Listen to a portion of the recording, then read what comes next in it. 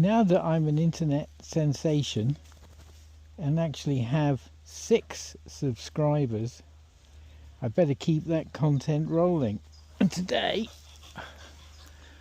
I'm going to demonstrate what it's like for a decrepit old man to get onto his tractor,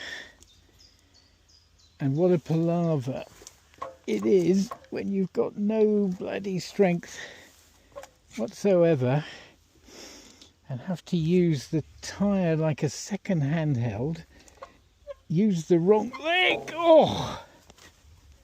and try to forget you fell over yesterday and whacked your knees.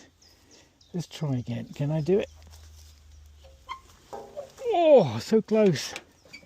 So close. Yes, I could do with a new seat cushion. Oh, come on. Don't give it. Don't give it. Don't give it. Oh.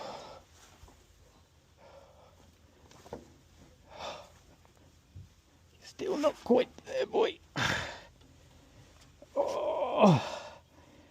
No, well, I think we'll call that a failure until my knees recover. Oh, never get old.